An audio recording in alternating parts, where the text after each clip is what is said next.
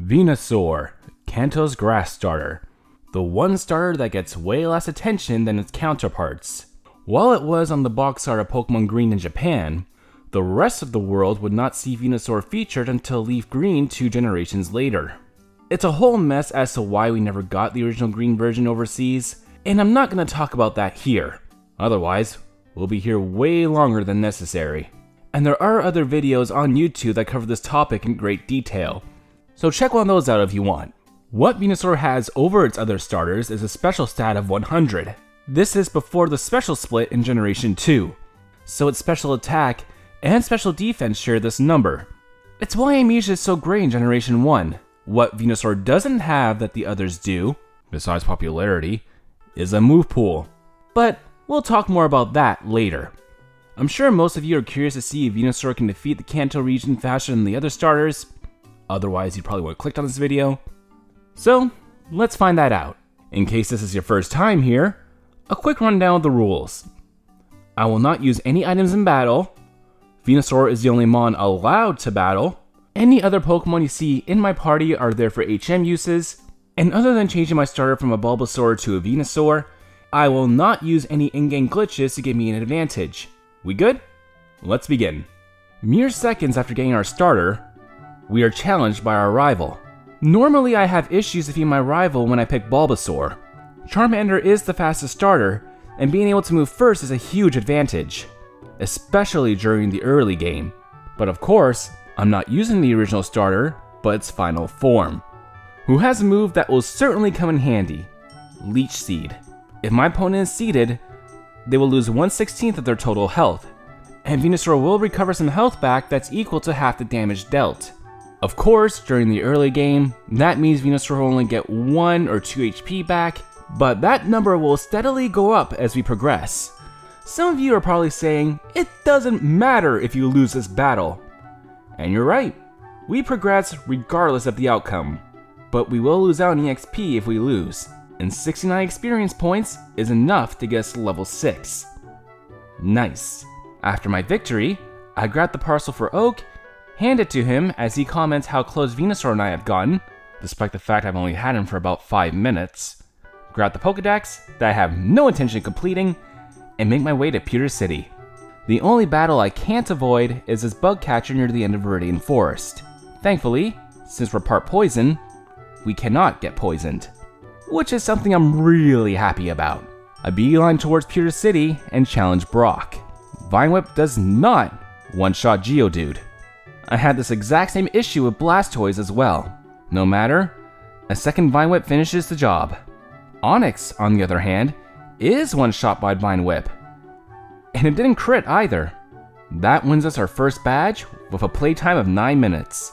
The fastest so far. Let's see if Venusaur can keep on pace. Venusaur has his work cut out for it, as most of the trainers we're coming up against have bug-type Pokemon. And the only attacking moves we know right now are Tackle, the move you switch out for just about any other normal type attack the first second you get, and Vine Whip, which bug resists. Leech Seed does help in getting us some chip damage, so it wasn't all bad. But the 2 trainers I had to battle on Mount Moon were the real roadblocks. It's a Rocket Grunt and a Nerd. Both have poison-type Pokemon that we don't have a direct answer for, and Zubats are the closest Pokemon I have come into contact with that are a hard counter, knowing Leech Life that hits super hard, and it helps them recover some health in the process. I get past both of them, but it was closer than I like to admit. I'm gonna do something a bit different and challenge Misty before meeting Bill Nye the Poke Guy. We have the type advantage, so this shouldn't be too difficult. It doesn't help that I misclicked my first attack and used Tackle when I meant to use Vine Whip. But besides that small slip up on my part, some Vine Whips with some assistance from Leech Seed easily takes care of Misty's stars, which gives us badge 2 in 29 minutes. Another reason I decided to challenge Misty first is because my rival has 2 Pokemon that have a type advantage against us. Pidgeotto doesn't know any flying type attacks at this point, but it does know Sand Attack, which in some cases could be considered an even worse outcome. And just wait until it knows both. But as long as Leech Seed lands, I can recover some of the health I may lose against Pidgeotto. Then I have to hope my attacks don't miss for his remaining 3 Pokemon. Luckily, Abra can't attack, and Rattata will fall to a single Vine Whip once it lands. Charmander is of course the real challenge. Unlike Pidgeotto, it knows a super effective attack in Ember, which has a chance to burn, but as long as I don't accumulate too many misses, I can defeat Charmander. What I was having a harder time against was the Zubats flying around. It got to the point where I decided to reset the entire run and only attempt it once I've got a Venusaur with decent DVs and defense. It does help a bit. I still need some luck to get past them, but once I've gotten the SSN ticket from Bill, I will be able to use one of the best attacks in the game. After grabbing the bike voucher, of course, I board the ship, barge into this room, beat up this kid's Pokemon, and grab the TM for Body Slam. Those bats don't stand a chance against us. For now. You know who else doesn't stand a chance against us now? Our rival. Body Slam is an easy 2-hit KO on all his Pokemon, except for Kadabra, who went down in 1. I quickly solved Surge's puzzle and challenged the gym leader. Body Slam one-shots Voltorb and Pikachu. Raichu is faster and tries to lower our attack with Growl. It didn't work. Body Slam brings it down to half, and we get the paralysis. One more Body Slam gets us the win and our 3rd badge. Time, 1 hour, 2 minutes. While Venusaur can handle the early gym leaders with ease, we still have problems with some of the regular trainers. Most of these early trainers have bug and flying type Pokemon. Most of said flying types are Pidgeys that don't know any flying type attacks, thankfully. Still, with Venusaur's lack of move pool, we don't have much to deal with them besides hoping Body Slam crit one-shots them. While they're not usually run killers, they usually have one of 4 Pokemon on their team. Rattata, Grimer, Coughing, and Zubat. They're all neutral to Body Slam, and Leech Life isn't as big of a deal now since we are a bit stronger. But it does take longer to get past these grunts than it did for Charizard and Blastoise. Reason being that Charizard and Blastoise can learn Dig, which are super effective against poison-type Pokemon. Venusaur, unfortunately, cannot. Giovanni, on the other hand, is an easy win. His entire team gets one-shotted by Razor Leaf. Now let's talk about Erica. This was way easier than it had any right to be. For some reason, she spends most of her time trying to poison me, and poison-type Pokemon cannot get poisoned. So why the AI would insist on spamming Poison Powder is beyond me. The only Pokemon who deals any damage to us is Tangela, but its attacking moves are some of the worst in the game. It was never a threat. We win our 4th badge with a time of 1 hour, 33 minutes. Now it's time to face my rival again in Lavender Town. As per usual, I put off the rival battle for so long that at this point, the level gap between us is so high, he isn't a real challenge. What comes past my rival is a pain. I have to climb Pokemon Tower and save Mr. Fuji. But this tower is littered with possessed Chandlers who all have Ghastlies. The only attacking type moves Venusaur can learn in Generation 1 are Normal and Grass type. Ghastly is immune to Normal type attacks, and thanks to its Poison typing, it resists Grass. Keep this in mind because it will be important later. By this point, Venusaur had learnt Razor Leaf, and thanks to Gen 1 being Gen 1, we're almost guaranteed it'll crit. As long as Lick doesn't paralyze us, and we can avoid confusion, we're golden. With Mr. Fuji out of Team Rocket's grasp, it's time to save Saffron. I avoid as many grunts as possible and grab the card key. Then I grab the TM for Sword Stance. Sadly, like I hinted at earlier, Venusaur cannot learn Earthquake, but Sword Stance will definitely help in boosting Body Slam. I'm not going to teach it growth as crits bypass all stat boosts, and I don't plan on getting rid of Razor Leaf. Before meeting the big boss, my rival wants to see how I'm holding up. My rival now has 3 Pokemon that know moves that can hit me for super effective damage. Knowing this, I give Venusaur all the rare candies I've collected on the way to take as many hits as possible. Also, Venusaur isn't the fastest Pokemon out there, so it'll give me the chance to possibly outspeed some of his faster Pokemon. His leading Pokemon, Pidgeot, knows Wing Attack, and Body Slams a 3-hit KO without a crit.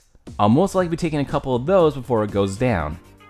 On the upside, he sounds out Execute next, which is a perfect Pokemon to set up on. While my rival tries to poison me in vain, I get Venusaur to do the Dance of the Swords to raise his attack for Body Slam. None of his current Pokemon have a weakness to Grass-type attacks, so a boosted Body Slam is the better option. If Execute doesn't use Reflect, it's an easy one-shot. If it does, it's a 2-shot. Reflect in Generation 1 only boosts the defense of the Pokemon on the field, not the team like in later generations. A fully boosted Body Slam one-shots Gyarados. Alakazam outspeeds us and goes for Psywave, bringing us to the low yellow. It too gets one-shotted. Charizard also outspeeds us and uses Ember. We just managed to hang on and one-shot it with Body Slam. That was way too close. Giovanni, much like last time, isn't an issue. But it's clear I'm gonna need to make a pit stop at the Celadon Mall in the near future. While Venusaur is great early on, it also has the most weaknesses of the 3 starters, and a lot of Pokemon are resistant to grass-type attacks. I'm gonna have to do something to compensate for that. Now that Team Rocket is out of the picture for the time being, let's focus our attention on collecting more badges. The first one on my bucket list is Sabrina, since she's the closest. Kadabra outspeeds us and uses Psybeam, which does just under half to Venusaur. Body Slam is a one-hit KO on Kadabra, thankfully. We outspeed Mr. Mime and keep the Body Slam spree going. It hangs on only to raise its defense with Barrier. It doesn't help. Mr. Mime falls to a second Body Slam. Venomoth is also slower than us. I decide now's a good time to gain some health with Leech Seed. Fearing Alakazam. We get it seeded, and Venomoth tries to poison us. We cannot be poisoned. I get Venusaur dancing, as Venomoth uses Leech Life. I nope out of my recovery plan, and take it out with Body Slam, knowing Alakazam can use anything to take us out. We're safe for now as we land another Body Slam. And we get the Paralysis. Now we're faster, and take it out with one more attack. We're just over the 2-hour mark. I blast through Cycling Road and enter Fuchsia where we have our next gym challenge against Koga. The plan here is simple. Set up a Swords Dance or 2, hope coughing or wheezing doesn't blow up in my face, and get sweeping with Body Slam. I did have a mild panic attack as a crit Sledge from Muck did a lot more damage than I thought it would, but other than that, this was a straightforward battle. It again helps that thanks to Venusaur being part poison, it cannot be poisoned. Not even 7 minutes later, we grab our 6th badge. I won't be quite that fast in getting badge number 7, as I have a couple of things to do first. Firstly, I need to enter the Safari Zone and get the Warden's Teeth and the HM for Surf. Then I bought some more calcium at Celadon Mall to raise Venusaur's special. And I wander around Pokemon Mansion on Cinnabar Island so I can get the secret key to get into the gym so I can fight Blaine. I was quite nervous for this one. We have a type disadvantage, and the only attacking moves we know are normal and grass type. Knowing all Blaine's Pokemon are packing Fire Blast, I won't be able to safely set up Swords Dance either.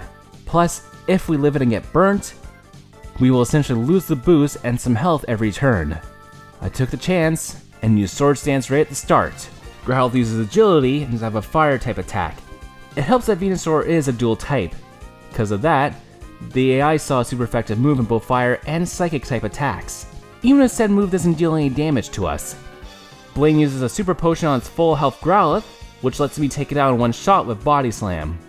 We outspeed Ponyta and one-shot it with Body Slam. We even outspeed Rapidash, but it just hangs on. Blaine uses a Super Potion at a point where it actually makes sense, but we still take it out on our next turn. Even Arcanine can outspeed us. But, much like Rapidash, it lives our attack and uses Fire Blast. Thank Arceus that missed. One more Body Slam wins us badge 7. It's back to Viridian for one last showdown against Giovanni. This time, a badge is on the line. This one should be simple. All of his Pokemon are either weak or neutral against Razor Leaf. And it was, don't get me wrong. But something I was never able to understand what the devs at Game Freak seem to miss is how dual-type Pokemon who should be neutral against a move resist it. Look at Nidoqueen.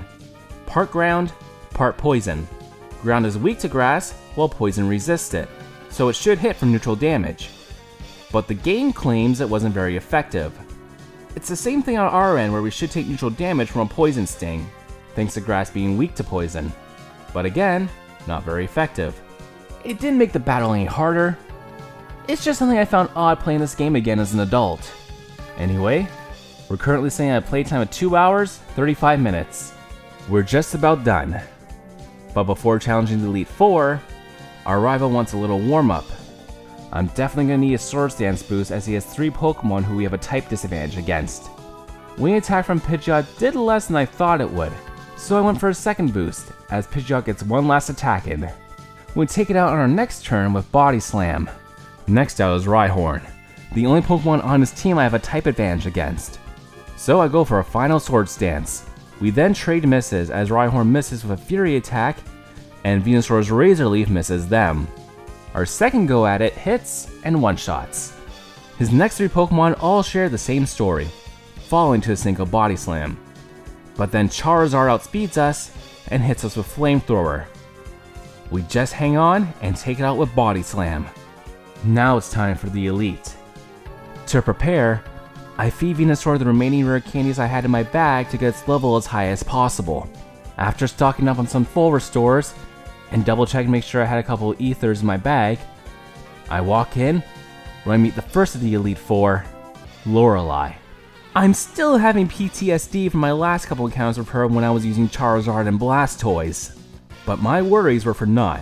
Razor Leaf one-shots her first three Pokemon. Jinx is the only Pokemon she has that isn't weak to grass. So I went for Body Slam instead since Jinx is frail on the physical side.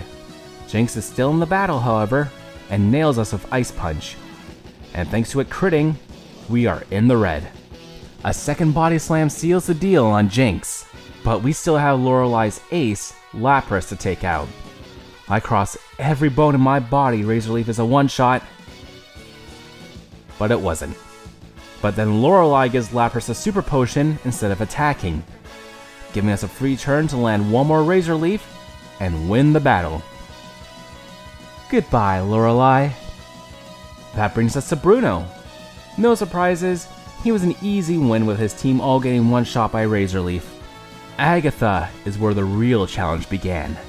This is where Venusaur's lack of move pool became a serious issue. Like I'd mentioned before, the only attacking moves Venusaur can learn in Red, Blue, and Yellow are Normal and Grass type. What I'm left with is a Pokemon who can't hit 3 of Agatha's Pokemon on the physical side, and are pretty bulky on the special side. Plus, all of her Pokemon resist my Grass type attacks thanks to their Poison typing.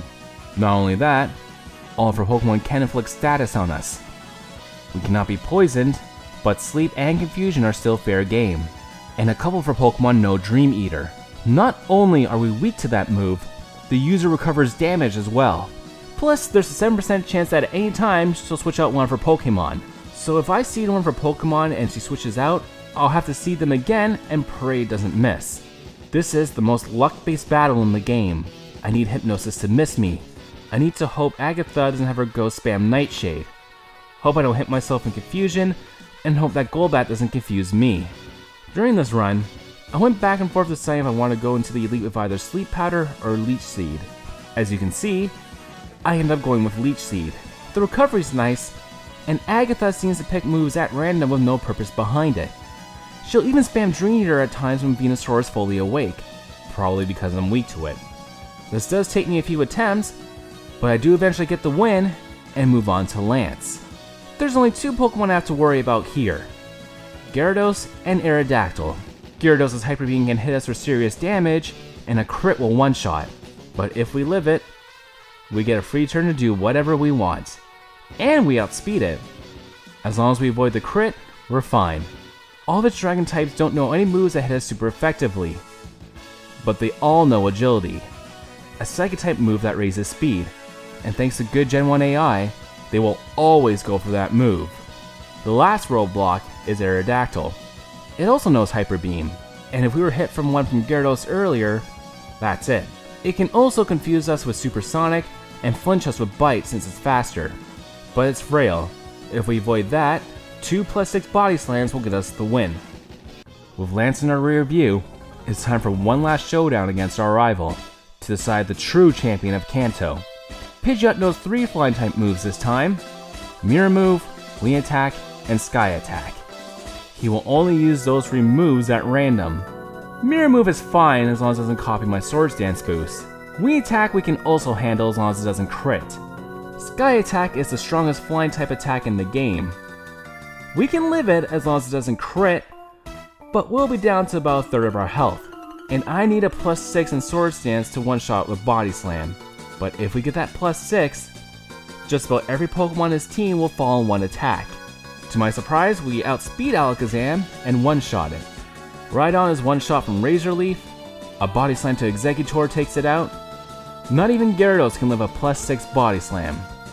However, Charizard outspeeds us, and it will use a fire move. It goes for Fire Blast. It misses. Body Slam lands, and down goes Charizard. I think you all know what that means. Venusaur just soloed Pokemon Red. Final time, 3 hours, 3 minutes. Yes, for me, Venusaur was the slowest to conquer Kanto. But it was by far the easiest. The trainer I had to rematch the most was Agatha, and that only took 5 attempts. Which isn't bad, as both Blastoise and especially Charizard took well over a dozen attempts to get past Lorelei's battle alone. So while Venusaur may have been the slowest of the three, I would happily come back and do this challenge again with Venusaur in comparison to the other two. Now, I have a question for all of you watching. We will be going to Johto, but I want to know, when I do this challenge with the Johto starters, do I consider the challenge complete with Lance, or at Red? Let me know your opinion in the comments. You'll have some time to gather your thoughts because we're not quite done with Kanto yet. Join me next time as we see how fast a certain low surfing mouse can beat Pokemon Yellow. For now though, I'm gonna put the Game Boy down. But don't you worry, I will see you all very soon. Bye.